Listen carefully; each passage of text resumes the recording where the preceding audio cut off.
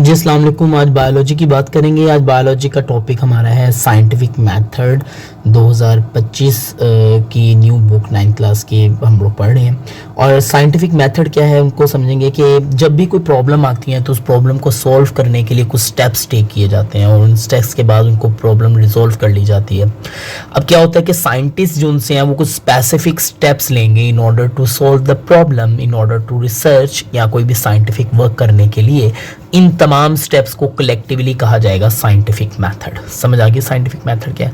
अब प्रॉब्लम क्या क्या मेथड्स हैं, पहले हम इसको पढ़ लेते हैं कि मेथड्स कौन कौन से हैं। एक है रिकॉग्निशन ऑफ द प्रॉब्लम, कि सबसे पहले ये देखा जाएगा कि प्रॉब्लम है क्या। फिर उसके बाद उसको ऑब्जर्व किया जाएगा कि प्रॉब्लम को ऑब्जर्व करने के बाद हाइपोथेसिस को डेवलप किए जाएंगे।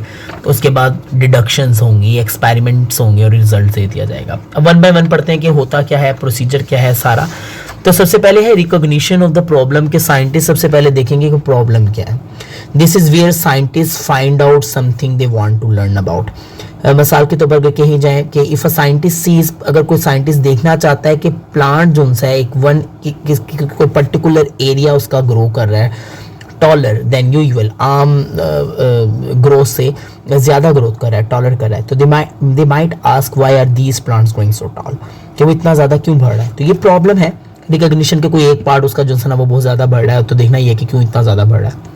तो इस प्रॉब्लम को हल करने के लिए सबसे पहले ऑब्जर्वेशन की जाएगी कि scientist look closely at the problem using the senses, like वो उसको टच करके देखेगा, देख के देखेगा, इन सेंसेस का इस्तेमाल करते हुए देखेगा कि प्रॉब्लम है क्या। और दो तरह की ऑब्जर्वेशन हो सकती है कि क्वालिटेटिव ऑब्जर्वेशन, जिसको आप मैयर नहीं किया जा सकता, जैसे कलर्स है, टेक्सचर है, और एक क्वांटिटेटिव मैयर जिसको मैयर किया जा सकता है। तो मसलन अगर ये कही जाए कि काउंट करके बताएंगे कितने बर्ड्स ट्री के ऊपर हैं तो उनको काउंट किया जा सकता है। तो एक क्वालिटेटिव ऑब्जर्वेशन और एक है क्वांटिटेटिव ऑब्जर्वेशन। तो पेपर में शॉर्ट क्वेश्चन के तौर पर भी आ सकता है कि difference between qualitative and quantitative observation, तो आप ये इसके अंदर लिख सकते हैं।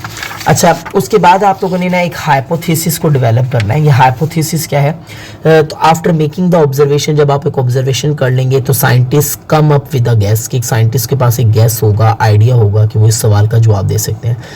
तो यानी वो इस क्वेश्चन में इस पोर्शन के अंदर वो गैस करेंगे या आइडिया लगाएंगे। तो जो गैस कर रहे हैं या जो आइडिया लगा रहे हैं उसको हाइपोथेसिस कहेंगे।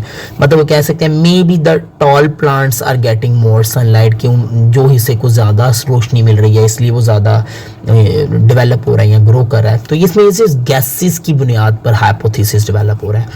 अच्छा, फिर उसके बाद हम डिडक्शन करेंगे। उसके अंदर दो स्टेटमेंट करेंगे, इफ और देन, कि अगर एक्स्ट्रा लाइट की वजह से प्लांट्स बढ़ रहा है तो फिर हम लोग उसके ऊपर लाइट डाल के देखते हैं कि वो बढ़ेगा कि नहीं बढ़ेगा। तो डिडक्शन करना स्टार्ट करेंगे और लास्ट में हम इस पर एक्सपेरिमेंट करेंगे हाइपोथेसिस को टेस्ट करने के लिए, क्या वो ठीक है, क्या वो नल हाइपोथेसिस है या कोई अल्टरनेटिव हाइपोथेसिस डेवलप करना है कि नहीं करना, वगैरह वगैरह। तो उसमें देखेंगे कि सूरज की लाइट डाल के देखेंगे और एक्सपेरिमेंट करेंगे कि वो ग्रो कर रहा है या नहीं कर रहा, और लास्ट में रिजल्ट दे देंगे कि after the experiment scientist look at the result to see if the hypothesis was right और रॉन्ग, कि जो आप लोगों ने सोचा था, जो आपने आइडिया लगाया था, क्या वो सही है या नहीं है, इस स्टेज में जाके पता चलेगा। और दे कलेक्ट द डाटा, और डाटा को वो कलेक्ट कर लेंगे and see if the plant in the sun really grew taller, कि सूरज की रोशनी में वाकई ही वो जल्दी बढ़ता है कि नहीं बढ़ता। तो ये तमाम स्टेप्स थे, कुछ 6 स्टेप्स थे जिन्हें साइंटिफिक मेथड्स कहा जाता है। अगर आपको मेरी वीडियो अच्छी लगे तो इसको शेयर किया करें और सब्सक्राइब किया करें,